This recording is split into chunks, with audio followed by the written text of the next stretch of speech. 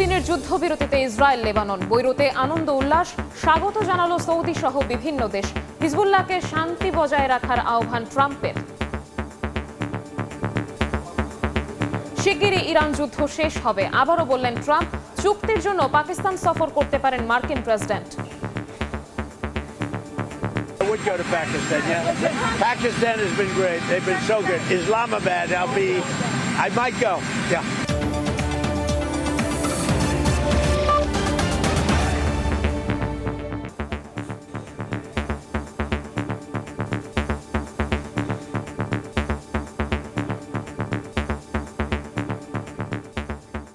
আন্তর্জাতিক সময়ের সঙ্গে আছি আমি শবনব নিবিড়। ইসরায়েল ও লেবাননের মধ্যে 10 দিনের যুদ্ধবিরতি কার্যকর হয়েছে। বৈরুতে উল্লাস করেছেন সাধারণ লেবানিজরা।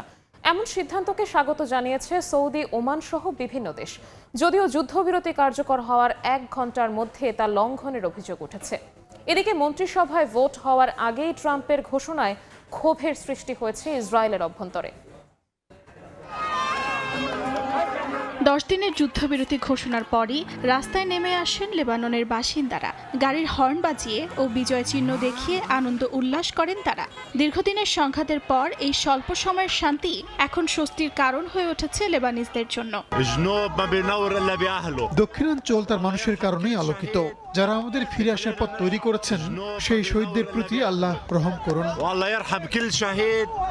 যুদ্ধবিরতি আনুষ্ঠানিকভাবে কার্যকর হওয়ার 1 ঘন্টারও কম সময়ের মধ্যে তা লঙ্ঘনের অভিযোগ উঠেছে। লেবাননের জাতীয় সংবাদ সংস্থা এনএনএ জানায়, দক্ষিণ লেবাননের খিয়াম ও দিব্বিন শহরে ইসরায়েল গোলাবর্ষণ করে। পাশাপাশি ওই এলাকায় ব্যাপক সামরিক তৎপরতা চালানো হয়। এছাড়া পশ্চিম বেকা উপত্যকায় ইসরায়েলি নজরদারি বিমান ব্যাপকভাবে সক্রিয় রয়েছে বলে জানায় এনএনএ। স্থানীয় সময় বৃহস্পতিবার মার্কিন প্রেসিডেন্ট ডোনাল্ড ট্রাম্প 10 দিনের জন্য একটি যুদ্ধবিরতি চুক্তির ঘোষণা করেন। চুক্তি নিশ্চিত করার আগে লেবাননের প্রেসিডেন্ট জোসেফ আউন এবং ইসরায়েলের প্রধানমন্ত্রী বিনিয়ামিন নেতানিয়াহুর মধ্যে চমৎকার আলোচনা হয়েছে বলে জানান ট্রাম্প।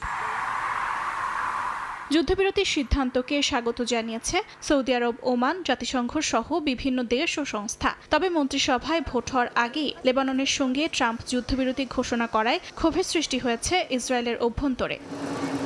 অর্জিতা শেহজিন, সময় সংবাদ। ইরানের সঙ্গে চুক্তি হলে তা স্বাক্ষরে পাকিস্তান সফরে যেতে পারেন মার্কিন প্রেসিডেন্ট ডোনাল্ড ট্রাম্প। তিনি আরও জানান, রোববারের মধ্যে আবার আলোচনায় বসতে পারে ওয়াশিংটন, তেহরান।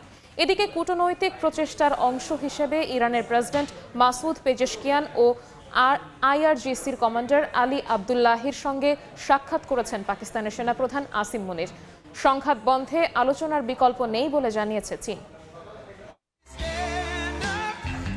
ইরানের বিরুদ্ধে সংঘাত খুব শিগগিরই শেষ হচ্ছে। গেল কয়েকদিন ধরে এ বার্তায় দিয়ে আসছেন মার্কিন প্রেসিডেন্ট ডোনাল্ড ট্রাম্প। লাস ভেগাসে এক অনুষ্ঠানে তিনি দাবি করেন, চুক্তির যেসব শর্তে ইরান এখন রাজি হচ্ছে, 2 মাস আগেও তারা এসব বিষয়ে অসম্মতি জানাতো। চুক্তি না হলে যুদ্ধ পুনরায় শুরু হবে বলেও সাফ জানিয়ে দেন তিনি। এর আগে বিমানবন্দরে সাংবাদিকদের ট্রাম্প জানান, ইরান শান্তি চুক্তিতে রাজি হলে তাতে সই করতে পাকিস্তান সফরে যেতে পারেন তিনি। মধ্যস্থতাকারী হিসেবে পাকিস্তান দারুণ ভূমিকা পালন করছে। ইরানের সঙ্গে চুক্তি যদি ইসলামাবাদে সই হয়, তাহলে আমি যেতে পারি। ফিল্ড মার্শাল অসাধারণ একজন ব্যক্তিত্ব। পাকিস্তানের প্রধানমন্ত্রীও খুব ভালো কাজ করছেন, তাই আমি যেতে পারি। তারা আমাকে চায়। মার্কিন প্রেসিডেন্টের পাশাপাশি ইরানের প্রেসিডেন্ট মাসুদ পেজিশকিয়ানও মধ্যস্থতাকারী হিসেবে পাকিস্তানের ভূমিকার প্রশংসা করেছেন। পাকিস্তানের সেনাপ্রধান ফিল্ড মার্শাল আসিম মুনিরের সঙ্গে বৈঠকে বলেন, মুসলিম বিশ্বকে বিভক্ত করার পেছনে ইসরায়েলি ষড়যন্ত্র রয়েছে এবং সম্মিলিত উদ্যোগ ছাড়া এই সংকট মোকাবিলা সম্ভব নয়। এদিন ইরানি বিপ্লবী গার্ড বাহিনীর কমান্ডার মেজর আলী আবদুল্লাহির সঙ্গে সাক্ষাৎ করেন আসিম মুনির। এদিকে চীনও কূটনৈতিক সমাধানের ওপর জোর দিচ্ছে। দেশটির পররাষ্ট্রমন্ত্রী জানিয়েছেন, যুক্তরাষ্ট্র ও ইরানকে দ্রুত আলোচনা টেবিলে ফিরিয়ে আনা এখন সবচেয়ে বড় অগ্রাধিকার। মালিহা সুহরওয়ার্দী, সময় সংবাদ। যুক্তরাষ্ট্র ইরান যুদ্ধবিরতি আলোচনায় এখন অন্যতম গুরুত্বপূর্ণ ইস্যু তেহরানের জব্দ হয়ে থাকা বিপুল বৈদেশিক সম্পদ। তেল বিক্রির আয় থেকে শুরু করে কেন্দ্রীয় ব্যাংকের রিজার্ভ সবই আটকে রয়েছে বিভিন্ন দেশে।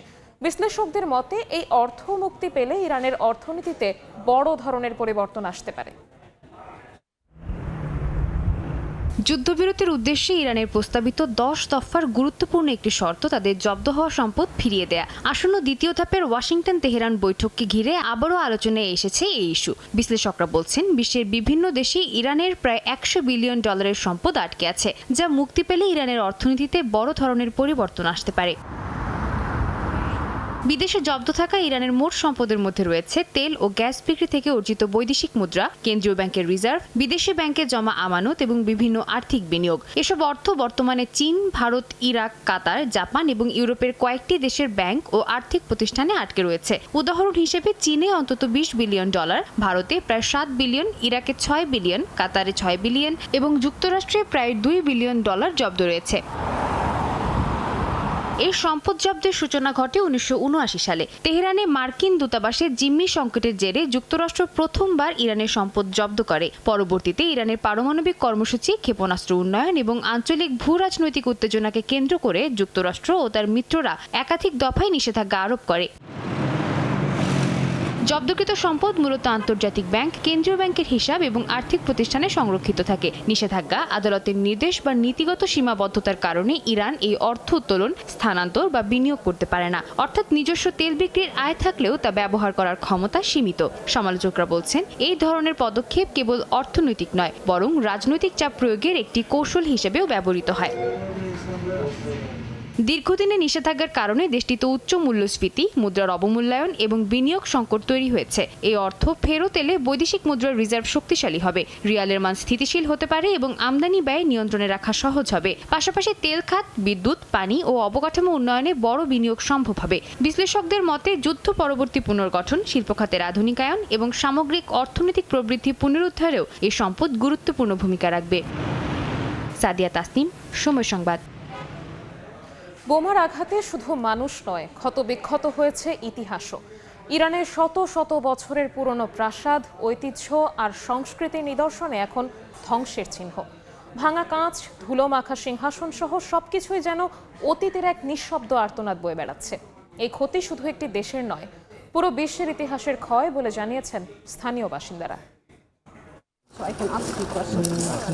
ইরানের রাজধানী তেহরানের গোলেস্তান প্রাসাদ ও সাদাবাদ কমপ্লেক্সে যুদ্ধের ছাপ স্পষ্ট। শত শত বছরের ইতিহাস বহন করা দেয়ালে দেখা গিয়েছে ফাটল। জানালার কাঁচ ভেঙে পড়ে আছে মেঝেতে। প্লাস্টিক দিয়ে ঢেকে রাখা জানালা আর সতর্কবার্তার সাইনবোর্ড যেন চেষ্টা করছে ইতিহাসকে আরেকটু সময় বাঁচিয়ে রাখতে। গোলেস্তান প্রাসাদের ভেতরে 350 বছরের পুরানো মার্বেল সিংহাসন তাখতে মারমারও ইসরায়েলের আগ্রাসন থেকে রক্ষা পায়নি। প্রাসাদের কর্মীরা জানান, এই স্থাপনাটি ফতে আলী শাহের আমলের এবং এটি প্রাসাদের অন্যতম প্রাচীন অংশ। একই সঙ্গে 150 বছরের বেশি পুরানো হল অফ মিরার্সের ছাদ ও কাঁচ ভেঙে পড়েছে, যা ঐতিহ্যগত কারুকার্যের বড় ক্ষতি হিসেবে দেখা হচ্ছে। ইস্পাহান শহরেরও একই দৃশ্য। ঐতিহাসিক নিদর্শনের অন্যতম স্থান গভর্নরের কার্যালয়েও এই হামলার হাত থেকে রেহাই পায়নি। স্থানীয়রা দাবি করেন, ইস্পাহান শুধুমাত্র একটি শহর নয়, বরং সমগ্র বিশ্বের সম্পদ। এই ঐতিহ্যের প্রতি আঘাত মানে গোটা বিশ্বের ইতিহাসের ওপর আঘাত। ইস্পাহান শহর কেবল ইস্পাহান প্রদেশের অন্তর্ভুক্ত নয়, কিংবা ইস্পাহানের মানুষের একারও নয়। এই শহর কেবল ইরানের মানুষের সম্পত্তি নয়, এই শহর বিশ্বের উত্তরাধিকার। এই ঐতিহ্যকে সম্মান জানানো উচিত এবং এর প্রতি সম্মান কখনোই লঙ্ঘন করা উচিত নয়। নাকসে জাহানের মতো স্থাপনাগুলোর আশপাশে হামলার ঘটনা উদ্বেগ বাড়িয়েছে। ইস্পাহানে রয়েছে 22,000-এর বেশি ঐতিহাসিক নিদর্শন, আর এসব ঐতিহ্যের ভবিষ্যৎ নিয়ে এর মধ্যে উদ্বেগ জানিয়েছে জাতিসংঘের শিক্ষা, বিজ্ঞান ও সংস্কৃতি বিষয়ক সংস্থা ইউনেস্কো। মালিহা সুহুরওয়ার্দী, সময় সংবাদ। ইরানের বিরুদ্ধে মার্কিন প্রেসিডেন্ট ডোনাল্ড ট্রাম্পের সামরিক তৎপরতা বন্ধের প্রস্তাব মার্কিন প্রতিনিধি পরিষদে মাত্র 1 ভোটের ব্যবধানে নাকচ হয়েছে। বিলটি 213-14 ভোটের ব্যবধানে নাকচ হয়।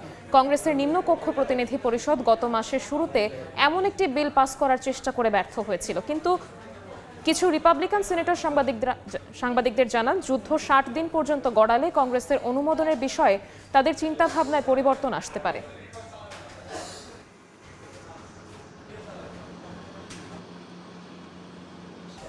গাজা যুদ্ধবিরতি টিকিয়ে রাখতে সরাসরি আলোচনার টেবিলে যুক্তরাষ্ট্র ও হামাস। কায়রোতে গোপন বৈঠকে উঠে এসেছে যুদ্ধবিরতির ভবিষ্যৎ, মানবিক সহায়তা আর ইসরায়েলের প্রতিশ্রুতি বাস্তবায়নের প্রশ্ন। মধ্যপ্রাচ্যের এই সংলাপ নতুন করে কূটনৈতিক বাস্তবতার ইঙ্গিত দিচ্ছে। মিশরের রাজধানী কায়রোতে প্রথমবারের মতো সরাসরি বৈঠক করেছে যুক্তরাষ্ট্র ও হামাস। সূত্রের বরাতে সংবাদ মাধ্যম CNN জানায় বৈঠকে মার্কিন প্রতিনিধি দলের নেতৃত্বে ছিলেন জ্যেষ্ঠ উপদেষ্টা আরিয়েল লাইটস্টোন, আর হামাসের পক্ষে প্রধান আলোচক ছিলেন খলিল আল হাইয়া। মার্কিন পররাষ্ট্র দফতর কিছু না জানালেও এই বৈঠককে গাজা যুদ্ধবিরতি টিকিয়ে রাখার গুরুত্বপূর্ণ পদক্ষেপ হিসেবে দেখছেন বিশ্লেষকরা। বৈঠকের মূল আলোচনায় উঠে আসে যুদ্ধবিরতির প্রথম ধাপ বাস্তবায়ন প্রসঙ্গ। গাজা উপত্যকায় ইসরায়েলি হামলা বন্ধ, মানবিক সহায়তা প্রবেশ নিশ্চিত করা এবং অবরোধ শিথিলের দাবিতে জোর দেন আল হাইয়া। একই সঙ্গে এই শর্ত পূরণ না হলে যুদ্ধবিরতির পরবর্তী ধাপে যাওয়া সম্ভব নয় বলে স্পষ্ট করেন তিনি। অন্যদিকে যুক্তরাষ্ট্র ও ইসরায়েলের প্রস্তাবে গুরুত্ব পাচ্ছে হামাসের নিরস্ত্রীকরণ। সূত্র বলছে ইসরায়েল প্রথম ধাপ বাস্তবায়নে রাজি হলেও তার বিনিময়ে হামাসের অস্ত্র ত্যাগের প্রতিশ্রুতি চেয়েছে। তবে হামাস এই প্রস্তাবকে অসম ভারসাম্যপূর্ণ বলে প্রত্যাখ্যান করেছে। উপত্যকায় ইসরায়েলি হামলা বন্ধ এবং নিরবিচ্ছিন্ন মানবিক সহায়তা নিশ্চিত করার দাবি তুলেছে সংগঠনটি। গেল অক্টোবরে যুদ্ধবিরতি কার্যকর হলেও গাজায় বন্ধ হয়নি ইসরায়েলি হামলা। উপত্যকার স্বাস্থ্য মন্ত্রণালয় জানায় যুদ্ধবিরতি চুক্তির পরও দখলদারদের হামলায় শত শত ফিলিস্তিনি নিহত হয়েছেন। একই সঙ্গে ভবিষ্যতে গাজা শাসন, নিরাপত্তা কাঠামো এবং আন্তর্জাতিক বাহিনী মোতায়েন এসব প্রশ্ন এখনও অমীমাংসিত রয়ে গেছে। বরকতুল্লাহ, সময় সংবাদ। গাজা ইসরায়েলের হামলায় হাজার হাজার মানুষের অঙ্গহানি হয়েছে। কৃত্রিম অঙ্গ তৈরির প্রয়োজনীয় সরঞ্জামের তীব্র সংকট দেখা দিয়েছে উপত্যকায়। এতে ভেঙে পড়ছে পুনর্বাসন ব্যবস্থা। চিকিৎসকরা বলছেন এটি শুধু শারীরিক ক্ষতি নয়, দীর্ঘস্থায়ী মানসিক ট্রমাও। মানবিক সহায়তা ও সীমাবদ্ধতার মধ্যে আটকে আছে পুরো একটি প্রজন্মের জীবন। গাজার 14 বছর বয়সী ফাদেল আল নাজি একসময় ফুটবল খেলায় আগ্রহী ছিল, কিন্তু 2 পা হারিয়ে এখন ঘরের ভেতরেই বন্দি জীবন কাটছে তার। একই হামলায় তার ছোট ভাই এক চোখ হারিয়েছে। ধীরে ধীরে মানসিকভাবে ভেঙে পড়ছে নাজি। আগের জীবনে ফিরতে কৃত্রিম পায়ের ওপর নির্ভর করতে চায়। ইসরায়েলের হামলায় গাজায় প্রায় 5000 মানুষের অঙ্গহানি হয়েছে, যাদের বড় অংশই শিশু। কিন্তু উপত্যকায় কৃত্রিম অঙ্গ তৈরির জন্য প্রয়োজনীয় উপাদানের তীব্র সংকট। চিকিৎসকদের মতে সরঞ্জাম না থাকায় অনেক জায়গায় পুরানো প্রস্থেটিক পুনর্ব্যবহার বা অস্থায়ী কাঠ পাইপ দিয়ে তৈরি অঙ্গ ব্যবহার করা হচ্ছে, যা সংক্রমণ ও জটিলতার ঝুঁকি বাড়াচ্ছে। মানবিক সংস্থাগুলো বলছে এই সংকটের মূল কারণ আমদানিতে ইসরায়েলের বিধিনিষেধ। দীর্ঘ সময় ধরে কাঁচামাল প্রবেশ প্রায় বন্ধ। অন্যদিকে ইসরায়েলের দাবি নিরাপত্তার কারণে দ্বৈত ব্যবহারযোগ্য সামগ্রী নিয়ন্ত্রণে রাখা হয়, যাতে সেগুলো সামরিক কাজে ব্যবহৃত না হয়। এ পরিস্থিতিতে গাজার পুনর্বাসন ব্যবস্থা কার্যত ভেঙে পড়ছে। চিকিৎসকরা বলছেন কৃত্রিম অঙ্গ ছাড়া রোগীদের স্বাভাবিক জীবনে ফেরা প্রায় অসম্ভব হয়ে যাচ্ছে। শিশুদের ক্ষেত্রে সমস্যা আরও গভীর, কারণ তাদের শরীর বড় হওয়ার সঙ্গে সঙ্গে বারবার নতুন অঙ্গ প্রয়োজন হয়। মানবিক সংস্থাগুলো সতর্ক করছে এই সংকট শুধু শারীরিক নয়, দীর্ঘমেয়াদী মানসিক ও সামাজিক বিপর্যয় তৈরি করছে। রাইসা জান্নাত, সময় সংবাদ। পশ্চিম তীরে ফিলিস্তিনি শিশুদের স্কুলে যাওয়ার পথে কাঁটাতারের বেড়া দিয়েছে ইহুদি বসতি স্থাপনকারীরা। এতে ঝুঁকি নিয়ে বিকল্প পথে স্কুলে যেতে হচ্ছে শিশুদের। মানবাধিকার সংগঠন একে এলাকা দখলের বৃহত্তর কৌশলের অংশ হিসেবে দেখছে। পশ্চিম তীরে ইসরায়েলি স্থল অভিযান শুরুর পর থেকে ফিলিস্তিনিদের চলাচলের ওপর বিধিনিষেধ বেড়েই চলেছে। অবরুদ্ধ বাস্তবতায় স্কুলে যাওয়া বন্ধ হয়ে গেছে বহু ফিলিস্তিনি শিশুর। পশ্চিম তীরের আল খায়র গ্রামে শিশুদের স্কুলে যাওয়ার পথ কাঁটাতারের বেড়া দিয়ে বন্ধ করে দিয়েছে ইহুদি বসতি স্থাপনকারীরা। স্থানীয়দের অভিযোগ, পাশের কার্মেল বসতি থেকে আসা লোকজনই এই বাধা তৈরি করেছে।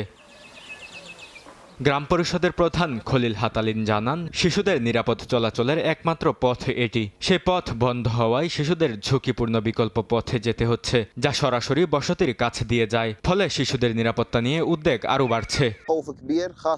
টানা দ্বিতীয় দিনের মতো শিশুরা স্কুলে যেতে পারছে না। বসতি স্থাপনকারীরা তাদের স্কুলে যাবার পথটি বন্ধ করে দিয়েছে। ইসরায়েলি পক্ষ আমাদের একটি ভিন্ন পথে যেতে বলছে, যা খুবই বিপজ্জনক ও দীর্ঘ। তাই আমরা জোর দিচ্ছি সেই প্রধান পথ ব্যবহারের ওপর, যেটি দিয়ে আমাদের শিশুরা সবসময় যাতায়াত করেছে। বসতি স্থাপনকারীদের আসল লক্ষ্য শুধু রাস্তা নয়, বরং নতুন বসতি সম্প্রসারণ এবং পুরো জমি দখল করা। মানবাধিকার সংগঠন এই ঘটনাকে একটি বৃহত্তর কৌশলের অংশ হিসেবে দেখছে। তাদের দাবি, বসতি স্থাপনকারী ও ইসরায়েলি বাহিনী যৌথভাবে ফিলিস্তিনিদের ভয় দেখিয়ে এলাকা ছাড়তে বাধ্য করার চেষ্টা করছে, যা কার্যত জাতিগত নিধনের শামিল। পশ্চিম তীরে ইসরায়েলের স্থল অভিযান শুরুর পর থেকে ফিলিস্তিনিদের চলাচলের উপর বিধিনিষেধ বেড়েই চলেছে। নতুন চেকপোস্ট, সড়ক অবরোধ আর বসতি সম্প্রসারণের ফলে পরিস্থিতি আরও জটিল হচ্ছে। আন্তর্জাতিক মহল এই বসতিগুলোকে অবৈধ বললেও বাস্তবে এর বিস্তার থামছে না, যার সরাসরি প্রভাব পড়ছে সাধারণ মানুষ আর শিশুদের উপর। বরকতুল্লাহ, সময় সংবাদ। ইউক্রেনে রাতভর রুশ বাহিনীর হামলায় অন্তত 18 জন নিহত হয়েছেন, আহত হয়েছেন আরও অনেকে। ড্রোন ও ক্ষেপণাস্ত্রের আঘাতে বিধ্বস্ত হয়েছে বিভিন্ন শহর। কিয়েভের পাল্টা আক্রমণে রাশিয়াতেও প্রাণহানির খবর পাওয়া গেছে। দুপক্ষের এই হামলায় শান্তি আলোচনা অনিশ্চিত হয়ে পড়ছে বলে মনে করছেন বিশ্লেষকরা। ইউক্রেন লক্ষ্য করে রাতভর 700-র বেশি ড্রোন ও ক্ষেপণাস্ত্র ছুড়েছে রাশিয়া। লক্ষ্যবস্তু করা হয় ইউক্রেনের বিভিন্ন শহর। রাজধানী কিয়েভ, বন্দরনগরী ওডেসা এবং শিল্পনগরী দিনিপ্রুতে সবচেয়ে বেশি ক্ষয়ক্ষতি হয়। হামলায় বহু মানুষ হতাহত হয়েছেন বলে জানিয়েছে স্থানীয় প্রশাসন। কিয়েভে মধ্যরাতে সাইরেন বেজে ওঠার পরপরই শুরু হয় বিস্ফোরণ। একটি বহুতল ভবনে সরাসরি আঘাত হানে রাশিয়ার ড্রোন। এতে ভবনটি ধসে পড়ে। শহর কর্তৃপক্ষ জানায় নিহতদের মধ্যে 12 বছর বয়সী শিশুও রয়েছে। ইউক্রেনের বিমান বাহিনী জানায় 600-র বেশি ড্রোন ও 44টি ক্ষেপণাস্ত্রের মধ্যে বেশিরভাগই ভূপাতিত করা সম্ভব হয়েছে। তবুও 26টি স্থানে সরাসরি আঘাত হানে রুশ ক্ষেপণাস্ত্র। একই সঙ্গে দক্ষিণাঞ্চলের একাধিক শহর বিদ্যুৎ বিচ্ছিন্ন হয়ে পড়ে, যা পরিস্থিতিকে আরও জটিল করে তোলে। এই হামলার নিন্দা জানিয়েছেন ইউক্রেনের প্রেসিডেন্ট ভলোদিমির জেলেনস্কি। রাশিয়ার বিরুদ্ধে নিষেধাজ্ঞা শিথিল নয়, বরং নিষেধাজ্ঞা আরও জোরদার করা উচিত বলে মন্তব্য করেন তিনি। একই সঙ্গে প্যাট্রিয়ট ক্ষেপণাস্ত্রের ঘাটতির কথাও তুলে ধরেন তিনি, যা রাশিয়ার ব্যালিস্টিক হামলা প্রতিহত করার একমাত্র কার্যকর প্রতিরক্ষা ব্যবস্থা। পাল্টা হামলায় রাশিয়ার ক্রাসনোদার অঞ্চলেও প্রাণহানির খবর পাওয়া গেছে। যুদ্ধবিরতির পরও উভয় পক্ষের এই পাল্টাপাল্টি হামলা শান্তি আলোচনার পথ অনিশ্চিত করে তুলছে বলে মনে করছেন বিশ্লেষকরা। যুদ্ধের 5ম বছরে এসে সংঘাত থামাতে কূটনৈতিক প্রচেষ্টা অব্যাহত থাকলেও পাল্টাপাল্টি হামলায় তা আরও বহুদূর গড়াবে বলে মত তাদের। বরকতুল্লাহ, সময় সংবাদ। স্টিলটেক মানে গুণগত মানের নিশ্চয়তা। It's all about stainless steel. ইন্দোনেশিয়ায় হেলিকপ্টার বিধ্বস্তে 2 ক্রু ও 6 যাত্রী সবাই নিহত হয়েছেন। স্থানীয় সময় বৃহস্পতিবার সকালে কালিমান্তান প্রদেশে উড্ডয়নের কিছুক্ষণ পরই এয়ারবাস H130 মডেলের হেলিকপ্টারটির সঙ্গে যোগাযোগ বিচ্ছিন্ন হয়ে যায়। পরে হেলিকপ্টারের ধ্বংসাবশেষের একটি অংশ উদ্ধার করা হয়। মিয়ানমারের গণতন্ত্রপন্থী নেত্রী অং সান সুচির 4 বছর 6 মাস সাজা কমানো হয়েছে। 2021 সালের সামরিক অভ্যুত্থানের পর থেকেই বন্দী রয়েছেন তিনি। শুক্রবার মিয়ানমারের সামরিক সরকার সুচির কারাদণ্ড কমিয়েছে বলে জানিয়েছেন তার আইনজীবী। স্বাধীনতা দিবস এবং নববর্ষ উপলক্ষে নতুন প্রেসিডেন্ট মিন অং লাইং 4000-এর বেশি বন্দীর মুক্তি অনুমোদন দিয়েছেন। সুচি দুর্নীতি ও নির্বাচনী জালিয়াতি সহ একাধিক অভিযোগে 27 বছরের সাজা ভোগ করছেন। যদিও এসব অভিযোগ বরাবরই অস্বীকার করে আসছেন তিনি। অভ্যুত্থানের কয়েক মাস পর 2021 সালের মে মাসে আদালতে হাজির হওয়ার সময় রাষ্ট্রায়ত্ত টেলিভিশনে প্রচারিত ছবিতে তাকে শেষবারের মতো জনসম্মুখে দেখা যায়। ভারতের পশ্চিমবঙ্গে বিধানসভা নির্বাচন ঘিরে প্রচারে ব্যস্ত সময় পার করছেন প্রার্থীরা। অন্যদিকে কেন্দ্রীয় তদন্তকারী সংস্থা ইডি কলকাতা সহ রাজ্যের বিভিন্ন জায়গায় দুর্নীতি বিরোধী অভিযান শুরু করেছে। ভোটের খবর জানাতে এই মুহূর্তে কলকাতায় আছেন সহকর্মী সুব্রত আচার্য, যাচ্ছি তার কাছে। সুব্রত, দেখুন, পশ্চিমবঙ্গের নির্বাচনী যে উত্তাপ তাতে বাড়তি একটি অনুষঙ্গ যোগ হলো বইকি। কদিন ধরেই রাজ্যের শাসক দল তৃণমূল কংগ্রেসের পক্ষ থেকে বলা হচ্ছিল যে নির্বাচনের আগে যেরকম ভাবে কেন্দ্রীয় সংস্থা ইডি, আর্থিক দুর্নীতি বিষয়ক তদন্তকারী কেন্দ্রীয় সংস্থা, তারা হয়তো অভিযান শুরু করবে এবং তল্লাশি শুরু করবে তৃণমূল কংগ্রেসের নেতা নেত্রীদের ব্যস্ত রাখার জন্য, এবং যেমনটি বলা হচ্ছে তৃণমূল আশঙ্কা করেছিল ঠিক সেরকমটি আজকে দেখা গিয়েছে। আজকে সকাল থেকে কলকাতা সহ রাজ্যের প্রায় 12টি জায়গায় কিন্তু ইডি একযোগে তল্লাশি অভিযান শুরু করে। সবচেয়ে গুরুত্বপূর্ণ যে দুটো তল্লাশি অভিযানে ভারতের জাতীয় গণমাধ্যম নজরে এসেছে। একটি হচ্ছে নির্বাচনী ভবানীপুর থেকে। আপনি জানেন যে এবার আলোচনা কেন্দ্রবিন্দু ভবানীপুর আসন, সেখানে মুখ্যমন্ত্রী মমতা বন্দ্যোপাধ্যায় শুভেন্দু অধিকারীর সঙ্গে প্রতিদ্বন্দ্বিতা করছেন। মমতা বন্দ্যোপাধ্যায়ের মনোনয়নপত্রের প্রস্তাবক মিরাজ শাহ, তিনি একজন ব্যবসায়ী। তার বাড়িতে সকাল 6টা থেকে যে আয়কর দপ্তরের যে গোয়েন্দা তারা তল্লাশি শুরু করেছে।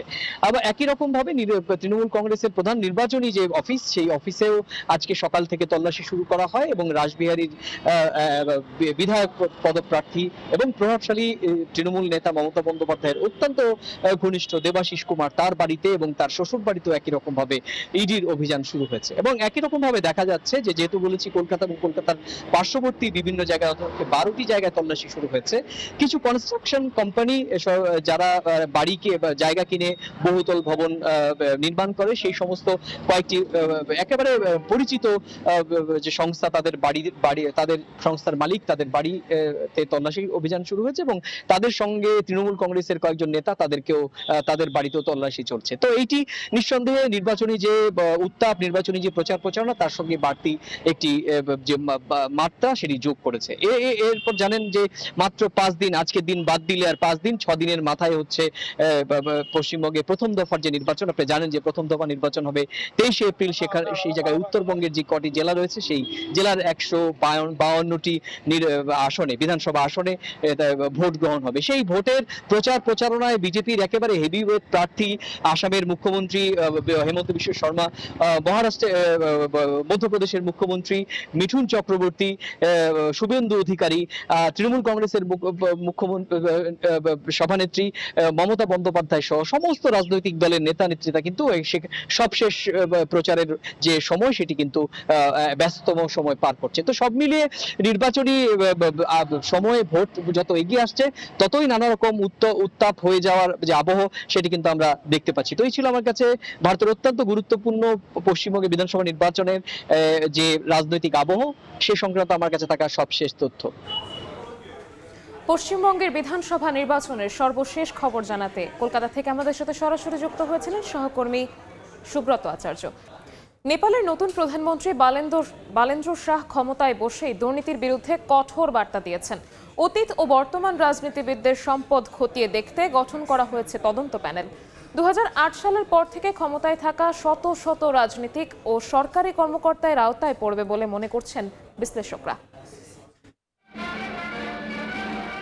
নেপালের জেনজি প্রজন্ম দেশটির রাজনীতিতে এনে দিয়েছে এক আমূল পরিবর্তন। কেপি শর্মা ওলির পতনের পর সাধারণ নির্বাচনে প্রধানমন্ত্রী হিসেবে বেছে নিয়েছেন তরুণ প্রজন্মের নেতৃত্ব দেয়া র্যাপার বালেন্দ্র শাহ। ক্ষমতায় এসেই দুর্নীতির বিরুদ্ধে জিরো টলারেন্স নীতি ঘোষণা করেন তিনি। অতীত ও বর্তমান শতাধিক রাজনীতিক ও কর্মকর্তার সম্পদ তদন্তে গঠন করা হয়েছে 5 সদস্যের প্যানেল। অবসরপ্রাপ্ত সুপ্রিম কোর্ট বিচারপতি রাজেন্দ্র কুমার ভান্ডারীর নেতৃত্বে এই কমিটি আইনি মানদণ্ডে প্রমাণভিত্তিক তদন্ত চালাবে বলে জানিয়েছে সরকার। নেপালের সরকারি মুখপাত্র জানিয়েছেন, প্রমাণভিত্তিক ও আইনগত মানদণ্ড অনুসারে একটি নিরপেক্ষ তদন্ত পরিচালনা করা হবে। তদন্ত প্রতিবেদন ও সুপারিশ সংশ্লিষ্ট সরকারি সংস্থাগুলো বাস্তবায়ন করবে। তবে কত সময়ের মধ্যে কাজ শেষ করতে হবে সে বিষয়ে কোনো নির্দিষ্ট সময়সীমা জানানো হয়নি। বিশ্লেষকদের মতে এই তদন্তের আওতায় 2008 সালের পর থেকে ক্ষমতায় থাকা শত শত রাজনীতিক ও সরকারি কর্মকর্তার সম্পদ ও আর্থিক লেনদেন খতিয়ে দেখা হতে পারে। নির্বাচনের সময় বালেন্দ্র শাহের দল আর এসপি দুর্নীতি দমনকে অন্যতম প্রধান প্রতিশ্রুতি হিসেবে সামনে রেখে প্রচারণা চালায় এবং দীর্ঘদিন ধরে ক্ষমতায় থাকা রাজনৈতিক দলগুলোকে হারিয়ে জয়লাভ করে।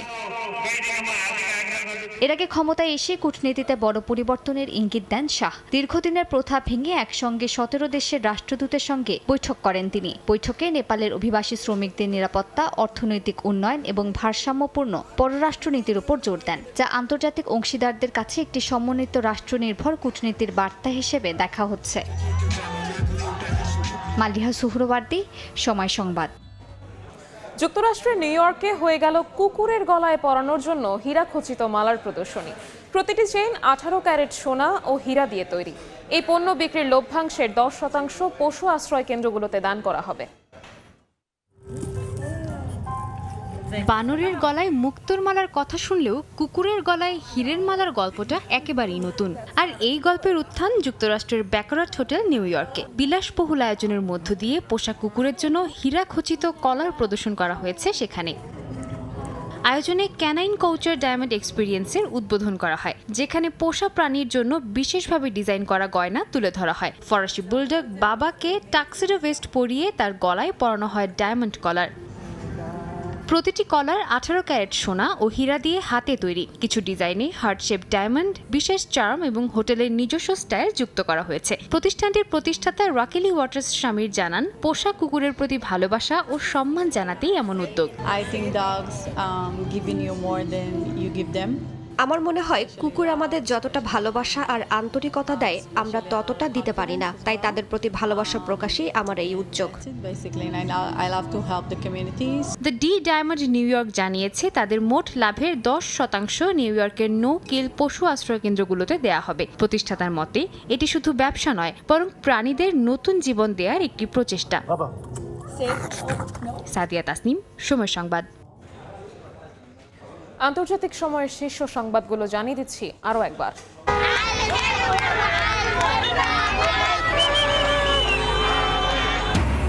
10 দিনের যুদ্ধবিরতিতে ইসরায়েল লেবানন, দ্রুত ইরান যুদ্ধ শেষ হবে আবারও বললেন ট্রাম্প।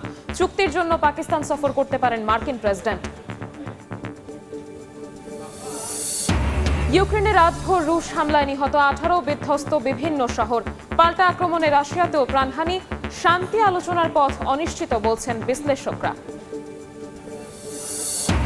এবং ক্ষমতায় বসেই দুর্নীতির বিরুদ্ধে কঠোর বার্তা নেপালের নতুন প্রধানমন্ত্রী বালেন্দ্র শাহ। রাজনীতিবিদ ও সরকারি কর্মকর্তাদের সম্পদ খতিয়ে দেখতে তদন্ত কমিটি গঠন।